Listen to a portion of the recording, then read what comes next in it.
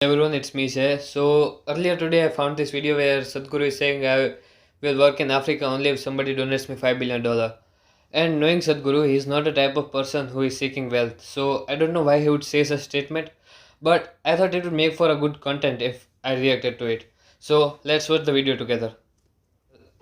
People always telling me, uh, Sadhguru, you must come and work in Africa. I said, no, I will not work in Africa.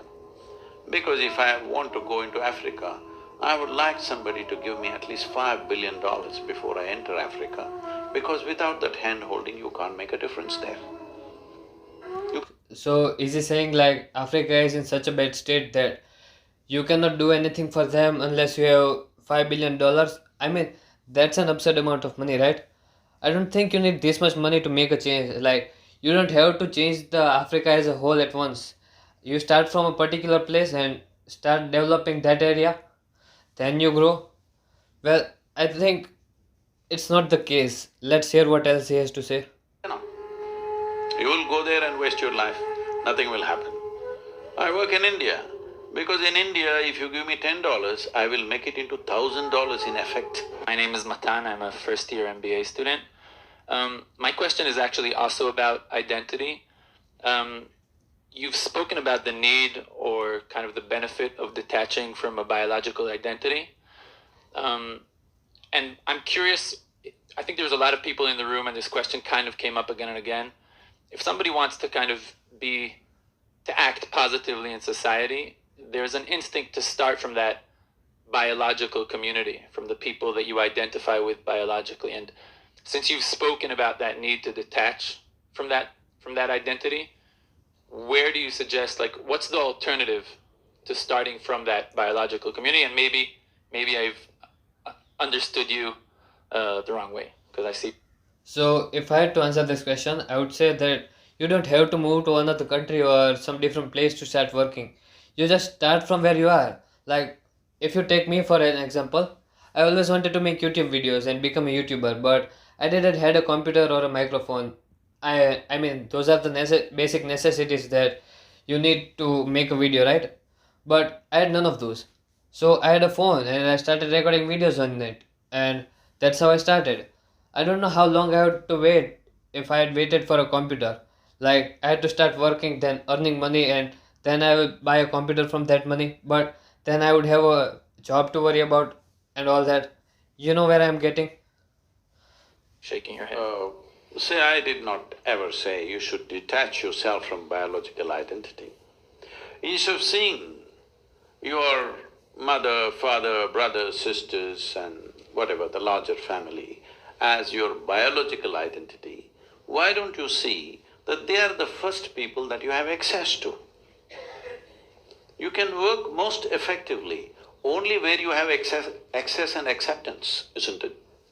I mean, right, like, there's a saying that the change starts from home. So, if you want to bring a change to the world, you first change yourself and then the people around you, and then you grow. So, that's another thing. You start from where you are, you start from yourself. People always telling me, Sadhguru, you must come and work in Africa. I said, no, I will not work in Africa. Because if I want to go into Africa, I would like somebody to give me at least $5 billion before I enter Africa, because without that hand-holding, you can't make a difference there. You cannot. You will go there and waste your life, nothing will happen. I work in India, because in India, if you give me $10, I will make it into $1,000 in effect, because I have access and acceptance with the people. So, is he saying like, if you are someone who is trying to develop Africa, trying to help those people, so you won't be successful because to those people you are like a stranger and they won't accept you because they don't know if whether you are in their favor or just working for your own greed. But if you are working in your own country, they know that you are one of their own and they will accept you and support you, right? Is it what he's saying? I don't know.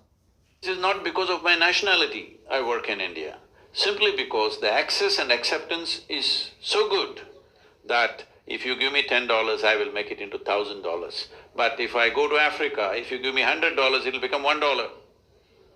Because there is no access and acceptance out there. And the problem there is of a different nature. It's a completely different nature. So where you choose to work is not a question of your nationality or your ethnicity or your family. Where you have access and acceptance, that's where you must start, otherwise you'll just waste your time and energy. Because life is just a combination of time and energy, isn't it? Limited amount of time, limited amount of energy. If you run into walls here and there… So I would again take the YouTube example. So for example, if I'm a YouTuber who is making inspirational videos to guide people to a brighter future, but if nobody is watching my videos, then who am I even making videos for, right?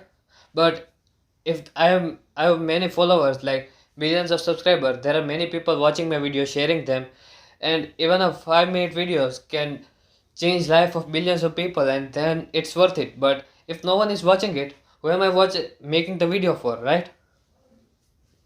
Time and energy will go and your life will go. It's very important you run through the door, not to the wall. Yes, where there is openness, there you go. Then you want to turn around and come there, that's a different matter. But… I think he's saying like, if you have an idea and you think that it won't work, you should not work on it. But if you have an idea and you know that it will work, you should work on it. Is it what he's saying, that if there is an idea, you know it will work, it's a door that you can go through, you know you will succeed, and then you should work on it. But if you know the idea won't work, you should not work on it. Is that what he's saying? I don't know. you must always start work where there is acceptance and access. Without access, what will you do? You'll just beat your head on the wall.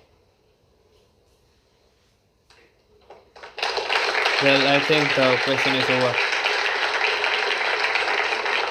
And if you have a great idea, if you cannot even sell it to your family, you're not going to sell it to anybody. It's the last thing. So, yeah, that's another aspect, right?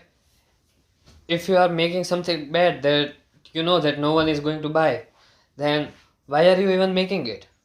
There's no point in making something that no one is going to buy. If you know that it's not gonna work, why bother working on it? So I think that's it for the video. If you like this kind of content, like and subscribe. And thank you for watching the video. See you again next time. Bye.